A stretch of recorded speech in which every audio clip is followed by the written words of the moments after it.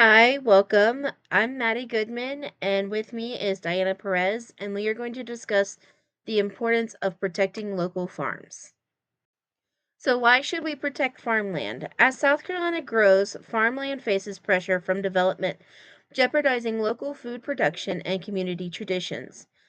Farmland also offers vital environmental benefits like healthy soils and climate resilience. To address this, the South Carolina Farm Bureau Land Trust was established to protect farmland for future generations. Its goals include supporting farmers, preserving the agricultural economy in the state of South Carolina, and safeguarding natural resources. The trust employs strategies like conservation easements, financial incentives, partnerships, and a farmer focused approach to maintain viable agriculture across the state.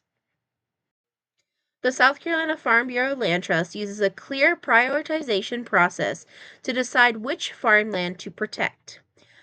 This process focuses on the soil quality and productivity to ensure future food growth, the development pressure, prioritizing farms that are at risk for urban sprawl, connectivity, where they protect farmland that is near conserved lands to create larger agricultural areas. This is also a way that they prevent fragmentation occurring with farmland. They also have community and farmer input as landowners must value the protection of their land. They also are looking at long term viability, aiming to preserve land with ongoing agricultural potential. I've also included a map here. It's called the South Carolina Top Commodities. So these are the top commodities for the agricultural economy in the state of South Carolina.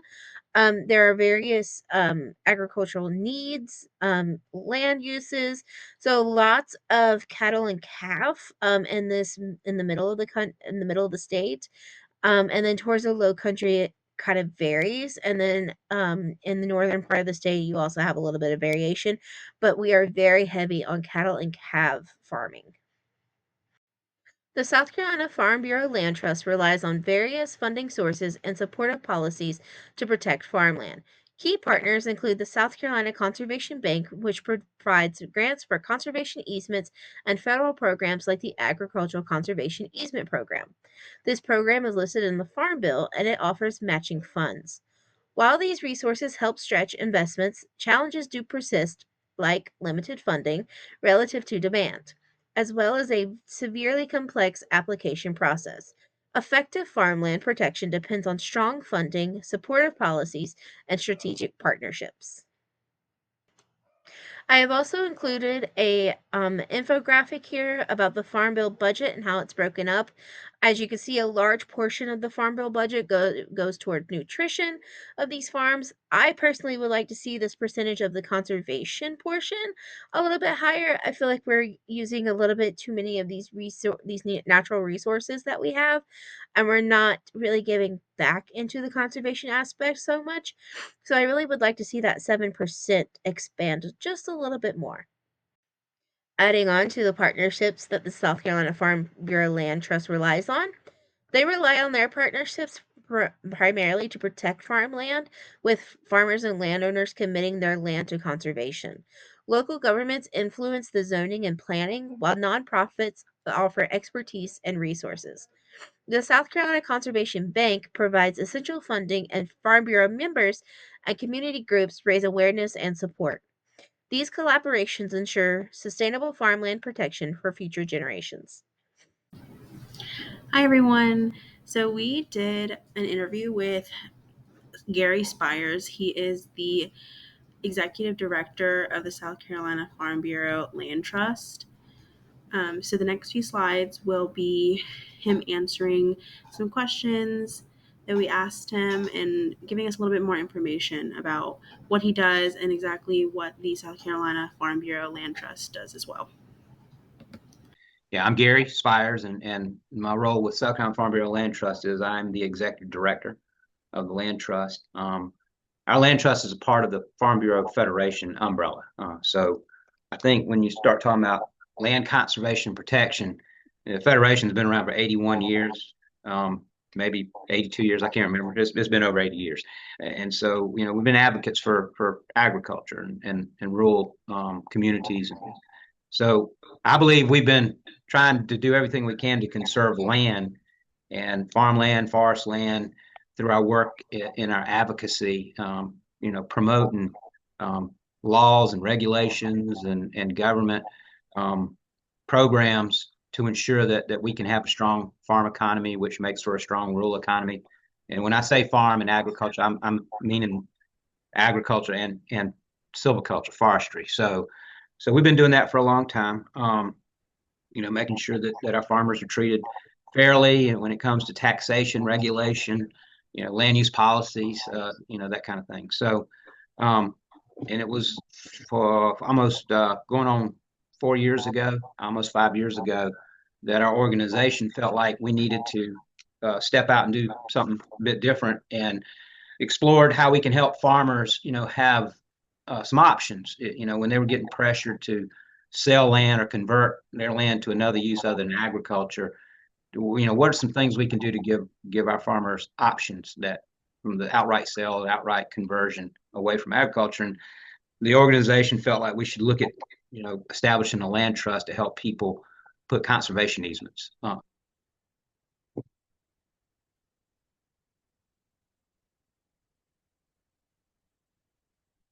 their farmland and forest land to put that together, and that's where we are now. We've been in our board. I think their first meeting, the land trust board, first meeting was in March of 2023. So in 2.5 years we've been operating, and I think the land trust has done a very good job at getting up and running and actually helping our members who want to establish conservation easements on their property. I think the last count, somewhere around 24 easements that we've helped with, and we have I actually got those over here if I need to refer to that. But and we got a lot in the works, and it's statewide. So we're a statewide land trust, but our focus is working ag and forest land.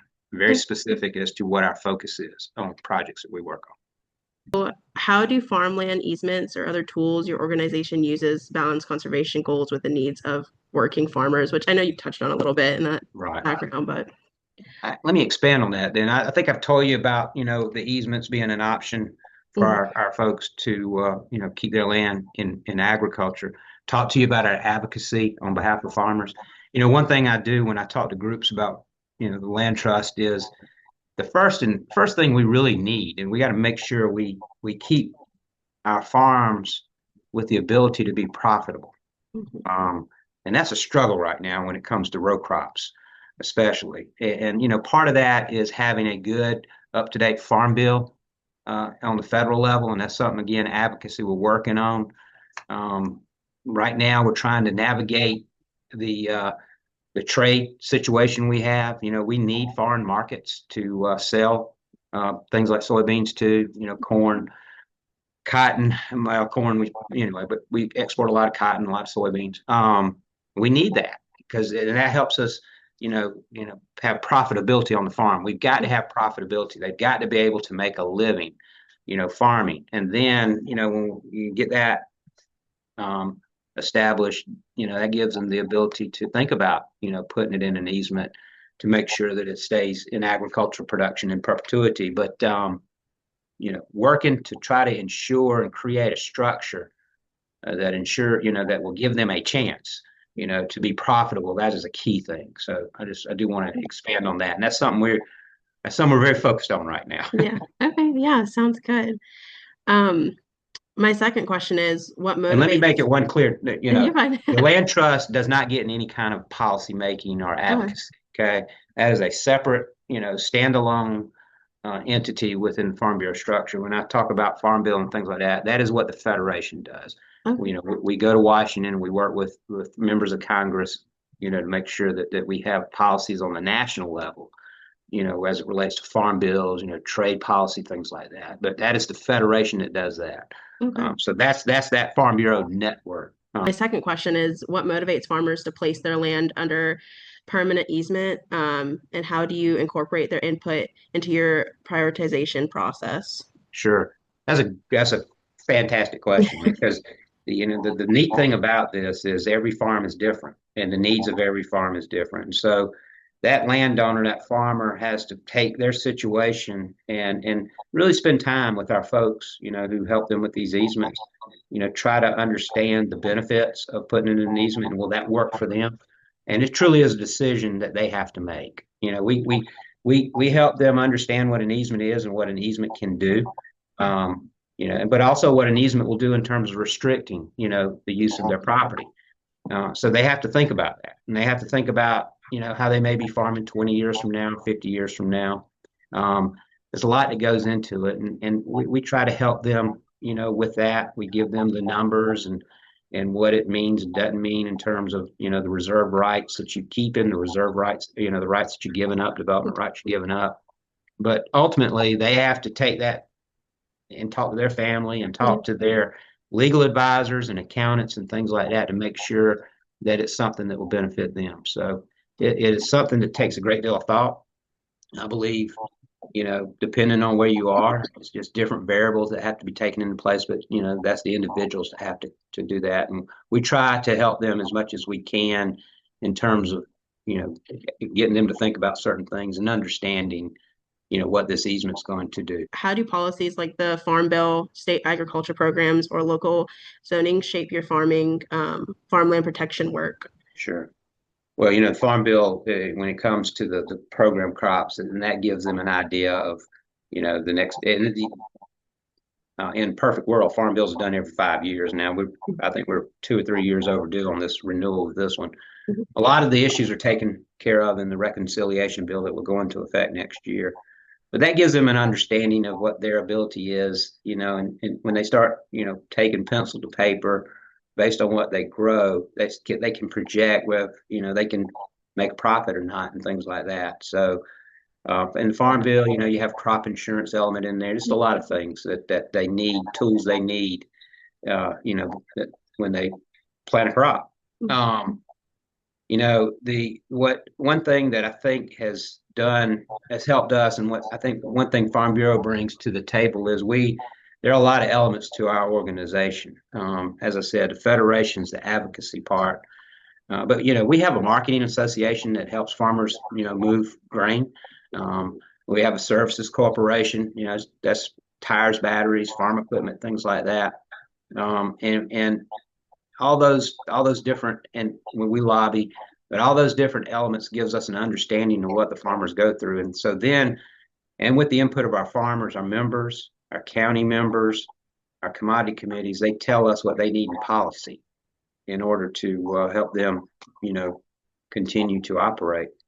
Part of that has emerged is there's been a great interest in setting up easements on these farms. That cannot happen unless there is a funding source for these easements, and that's where the state comes in. And we have a conservation bank within the structure of our state government, and they actually provide the funds to set up these easements to compensate these folks for giving up certain rights to their property. And so without that, it couldn't happen. In a lot of cases, there are a lot of cases where, they get the tax deductions and the tax credits, but that element, particularly for agricultural properties, of being able to be paid a certain percentage of what that easement's worth, that's important. Tax deductions or federal tax deductions are very important. State tax credits are very important. So what we do, we go to the General Assembly and request that the Conservation Bank's funded. And the General Assembly just created a working ag lands fund within the Conservation Bank. So we go to members of the General Assembly and say, please fund that, because that's specifically to help working farms, people who are making, more than 50% of their living from the farm. And that helps incentivize those folks to think about an easement. The other thing, we've been asking the General Assembly to consider increasing the cap on the tax credit for easements, conservation easements. That is a tremendous tool that's used to protect property. So we advocate for those things, and that's the working relationship that all our entities have. And quite honestly, they go there understanding what farmers go through. And so that helps, us explain to them what farmers need in order to protect their property with an easement. Can you share an example of a partnership with a local government, nonprofit, or agricultural group that strengthens a farmland conservation effort. I know that you've been touching on this a little bit, but Yeah, we we've I mean, and let me make this. I want to say this too, and I try to say this whenever I talk about what we're doing at Farm Bureau. There have been, conservation through easements in South Carolina been going on a long time, a long time. We got some really, really outstanding land trusts that have been in existence for a long time and been working, with landowners to protect property in South Carolina. And I'd be wrong not to talk about that. And those folks have helped us out a lot through their experiences and that kind of thing. Again, we're focused strictly on working farm and forest land. And so, but during that process, there's been a number of counties that have also set up conservation banks, where they can fund easements. We have worked with some of those banks in some counties, and and sometimes it's in a negotiation in terms of the requirements and things like that. But we've just recently been working with an upstate county. That one hasn't closed yet, but we've worked with Greenville County on an easement. So there's been a few instances that we work with local governments to help establish easements for the landowners. But that's been the neat thing about this. It really is a community that works well together. And I'm very proud of the state for that. Yeah. And our local governments. And when I say the state, I'm talking all these private public entities that trying hard to protect land. Yeah. Is how do you balance farmland protection with biodiversity, wetlands, and climate resilience in your region, especially given the developmental pressure? I know that you said that you mainly focus on farmlands, but I don't know if y'all touched on that stuff as well. There's nothing more green, than farm and forest land. Yeah. And it is, every year we plant a new crop on cropland, and it's beautiful, whatever it is in there, and that is sustainable and renewable every year that we do that. The forest, when there's forest, when you talk about forestry, you cut trees down, but you replant trees, and they grow. So, and certainly, when you're working. And I'm talking about priorities and what you consider. We have a standard our land trust board members look at when they're looking at properties. There's certain things that they look at to give projects priority. And, it could be soils, the prime soils, infrastructure on the farm, irrigation. That means irrigation that's on the property. How long that farm's been there. If it's a century farm or a bicentennial farm, that's 100, 200 years, multi-generational farm, that makes a difference. What is the development pressure in that area? A lot of things like that. And then that carries over to when you go to the bank for funds, whatever bank it is, they look at things like our wetlands there, the vistas and things like that, where, public benefits of, protecting that farm. And I truly believe that protecting this land that we have in farm and forest protects water quality, protects runoff and how, water moves and things like that when we have storms. And so, I want to mention this too. One thing that is a standard for Farm Bureau is we believe in property rights, and that landowner should be allowed to do what they think what their needs are, what's best for them, and how they, what they do with their property. And so that is a very important aspect of this whole thing. And so because the thing about an easement is it's a voluntary step that a property owner takes, but they continue to own that property. They can sell that land if they want to down the road. Now there are certain restrictions possibly on it, or there will be certain restrictions, but it's their property still, and they manage that property and they take care of that property. And that's their decision. And I truly believe, and I'm biased here, but I don't think anybody takes care of our resources better than farmers. I mean, most of the time they've lived on this land all their lives. Their parents lived on the land. Their children, in a lot of cases, will, they have an interest in the land, and hopefully they'll farm it someday. So they really do want to take care of it. And so I think that's well, I really love the fact that farmers are setting up these easements. Okay, yeah, that sounds great. I definitely agree with that. Well, that is all the questions that I have.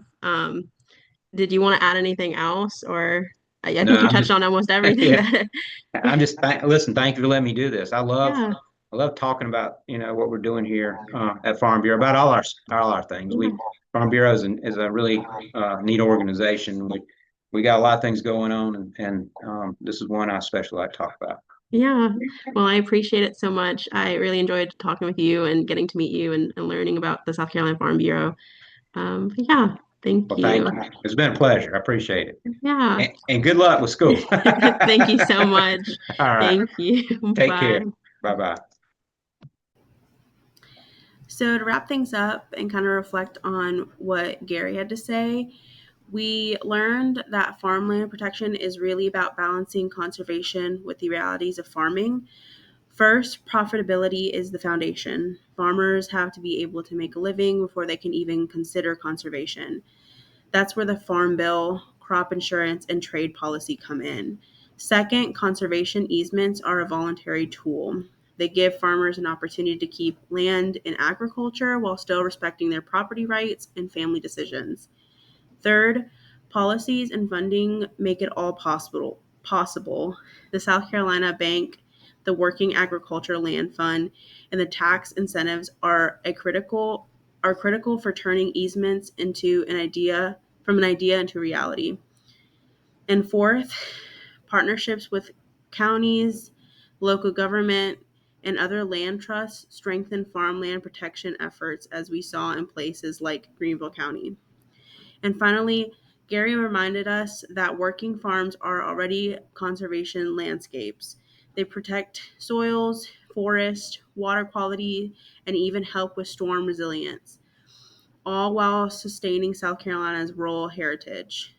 So, all over, farmland protection is not just about the land, it's about people, policies, and partnerships working together to ensure farms remain productive and sustainable for future generations.